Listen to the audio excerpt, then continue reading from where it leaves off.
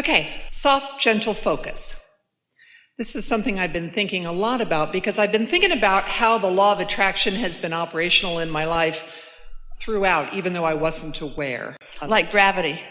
Yeah, apparently, like that. And as I look back at it, I see things like my 7-year relationship ended 2 weeks before the wedding, and through that experience, I put so many thoughts in my head about what I would like to have in a spouse. But I didn't pursue that. I just had thoughts about it. And a year and a half later, the exact model showed up in my life when I wasn't expecting it. And I hadn't been in pursuit of that either. And when I wasn't expecting it, we want to clarify that. Okay. Because there was a vibrational expectancy, or it couldn't have come. But what most people mean when they say I wasn't expecting it, they mean I wasn't working hard on making it happen. And hear the distinction. So that's a soft and gentle focus. I wasn't expecting it, meaning I wasn't laboring over it, but it was real and life caused it to be real. And then I got out of the way of my desire that was piqued by my unpleasant seeming experience. And then, yeah. Mm-hmm. Yeah. As that continues, I married the man, and he told me from day one we were going to go to Hawaii for our 10th anniversary. And I thought, okay, you're going to work for the church. I'm going to stay home and work part-time and take care of children. And I don't know how that's going to happen. But I never squashed the thought for him. Well, you were squashing it for yourself with those thoughts. I did. I squashed it for me. You just were demonstrating, yeah. So did he go without you? No. No, he didn't. But I want to say that, yeah, you're right. I did squash it for me, but I didn't just try to distract him from thinking that. And he said it over and over and over again. And when we were... Well, you see, what you're describing of yourself, that's a really interesting thing, because most people who have strong feelings or beliefs like you do don't let the others in the room think what they think. You're usually trying to make them understand that what you think is the way they should think. So that's quite a unique and interesting thing. So interesting that we don't really believe it completely. Not completely. What you may be saying to us is what you think he is unaffected by, which is about his skill. Okay. Well, he's skilled. Yeah. I know this. Yeah. More like the cat. More like the cat, yeah. So those people in your life that live up close to you who don't do what you want them to do, they're skilled. You're getting what we mean. Yes. And so? So we were married 8 years, and Wheel of Fortune came to town looking for contestants, and he took me to Hawaii for 17 days. It was fabulous. It was fabulous. So what we want to hear from you is, was it a fluke that you went? No. No. Was it as a result of his clarity about it? Because he always said that and only that. That's true. And you resisted it because you didn't really believe it. What do you think was demonstrated there? That his desire was strong enough that it prevailed, or that you weren't as resistant as your words are implying? Well, I love this man enough to marry him, so I trust him in many regards, if not all regards.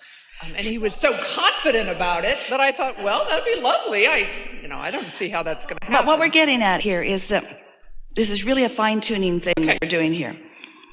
Because you're doing what a lot of people do. For the sake of telling a story and for the sake of trying to sort of sort things out, you said things in the story that must not have been too vibrationally evident because the manifestation was different than that. You said, he believed this, but I believed this. And then he kept believing this, and I was sort of doubtful about it, but maybe sort of believing about it. And then what he believed came about. And we want you to think about what your part in it was so that you can replicate whatever it was, because it did work. We don't want you to argue for limitations that are non-existent, any of you. And a lot of you argue for limitations that really aren't big for the sake of entertainment, for the sake of a good story, often for the sake of wanting to understand it, but that doesn't fall into the soft and gentle focus, does it? That falls into the creating a little bit more drama for myself than I really needed to. What we're getting at is, what do you think the point of your story was? With all the words that you offer to us, what were you really trying to convey to us? Were you trying to convey, I have a husband whose mind is so clear that he gets what he wants even when I defy it a little bit? Or were you trying to convey, at first I didn't believe, but his belief then caused me to believe more? Or were you trying to convey, I have something in the vortex and I didn't think that much about it, and because I didn't think that much about it against it and he was thinking only for it, it happened for us? That one. Yeah. Yes, that's the one. Yeah. Yeah, and that's I guess what I wanted to point out for myself and perhaps for other people too, is that the law of attraction's always been operational. I just wasn't aware of it. It was happening when my husband appeared. It was happening when the trip appeared. So let's take this even further. Not only has law of attraction always been operational, even though you may have not been aware of it, but step 1, step 2, step 3 was operational, even though you may not have been aware of it. And so it's like our friend just before you is describing to us that she sort of is just naturally in this place where she doesn't go looking for vibrational issues to clutter up her vibration with. Where most people, in your quest for interaction with each other and in your quest for being understood, you're on a scavenger hunt all the time, looking for stuff that actually gets in your way. Yeah. So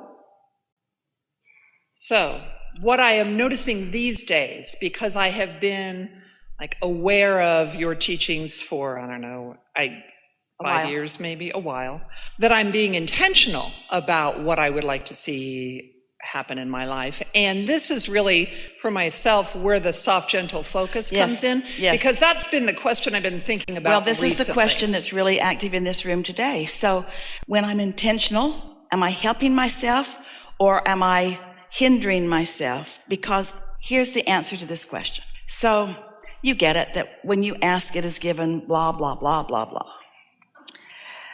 The question is, how do you get in the receptive mode?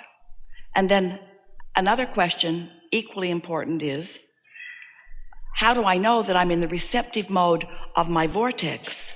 And how do I know when I'm in the receptive mode of my problem? Well, the answer to that is, the softer you feel about it, the more likely it is that you are in the receptive mode of what your inner being knows.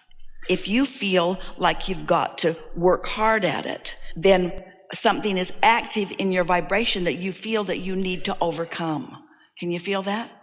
I need to be clear about this. I need to be determined about this. I need to be sure about this. I need to be certain about this. Where if you're having a soft and gentle focus, then that means you believe in the outcome and you're not assigning yourself to some flawed premise struggle that doesn't work anyway. That's why many, many, many times in a day, as a thought occurs to Esther, she asks herself, okay, did that come from Abraham? Did that come from my vortex? Did that thought come from someone who knows what I really want, who is moving me toward the solution of what I want? Or did that thought come from my awareness that I've got a problem that I'm trying to work on? It's really pretty easy once you get focused in this way, because your receptors are always open. It's like your radio is always on, but your proclivity to be tuned to who you really are gets better every day if you're consciously aware of what that feels like in relationship to the other. We've been saying to you specifically, and to a lot of you for a long time, you're trying too hard. And when you try too hard, it's because your awareness is on the obstacles that you're needing to overcome. And when your awareness is on the obstacles that you need to overcome, then you're not going with the flow of what you really want. What all of this conversation has been about all day here today is, every subject is two subjects. There is wanted on one end of the stick and the absence of it on the other end of the stick. Which end of the stick is most active in me? Which end of the stick? Am I solution-oriented or am I problem-oriented on every subject? And it moves around. On some subjects, you're much more solution-oriented. On some subjects, you're more problem-oriented. So in relationship to your husband, do you believe that he was more solution-oriented or more problem-oriented relative to the idea of going to Hawaii? Oh, he was solution-oriented. All through it, even when there was not a means to do it. And do you believe that you were more solution-oriented or problem-oriented through some of that time? Well, I think I was more solution-oriented. We and think that's so why too. I didn't resist. But today, that's not the story you told. But you see what we're getting at? Life causes you to tell stories for the sake of how you think others will hear them.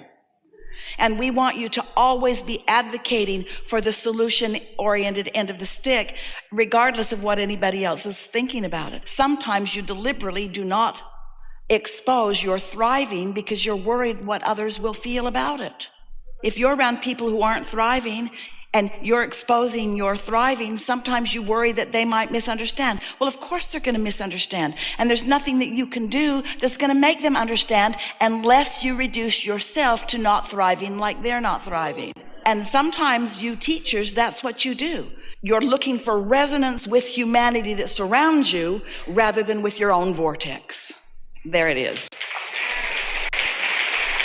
Okay, so now I'm going to relate to the young woman who was just here, because I feel like I walk around obviously thriving much of the time.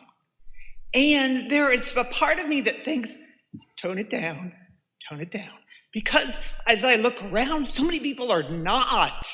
But I want to be a light. I want to be who I am. Here's the question, though. And the reason that it's feeling kind of uncomfortable, even as you say it, is because you're toning it down because you don't believe they have the ability to thrive? I believe everybody has the ability to thrive. So then we'll say it more clearly. Is there awareness that they're not thriving? Your attention is upon they're not thriving, and that's painful to you. So it isn't about whether you're toning down your own thriving or not. It's what you're focused upon relative to them. And that's why our friend who was just talking to us, and we were really admiring her ability to do that, she's just sort of walking around a little detached. She's not in their business about whether they're thriving or not. That's why we call Facebook nosebook.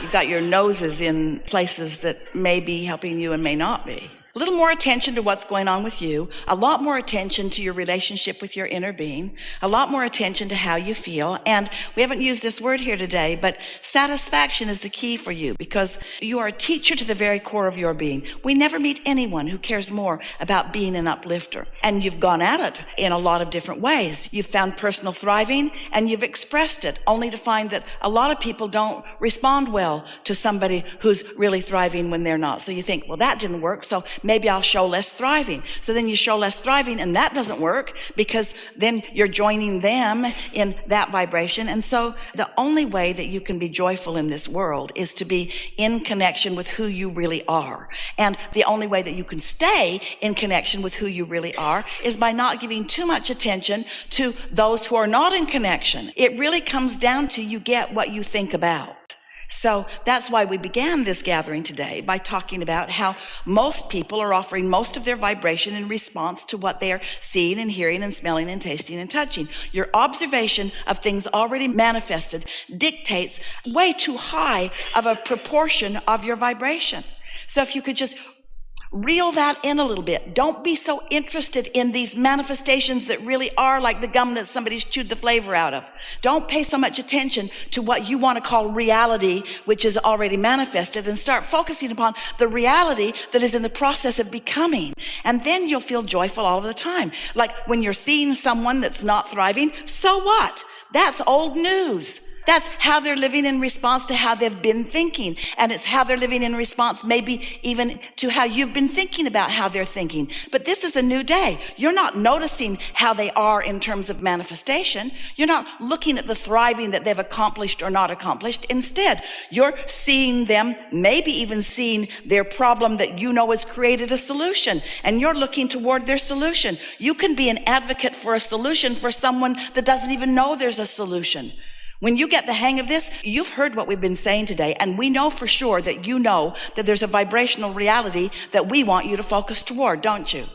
So what if you are an uplifter, as you are, and you know that this person who maybe is having a hard time also has a vortex full of all kinds of things that they want. And what if you had the discipline, as Jesus said, to turn the other cheek, and you were looking at their vibrational reality rather than at their physical manifested reality? What if you see them as their inner being sees them? And what if you, standing there and feeling it so strongly that you have such resonance with your inner being that now you are like one who is 1,000,000 times more powerful because you're connected to this energy stream, you're in this receptive mode? what if you stand there in concert with your inner being and with their inner being, beholding them? Don't you think that it's a whole lot more likely for them to see themselves now in the way that you are seeing them?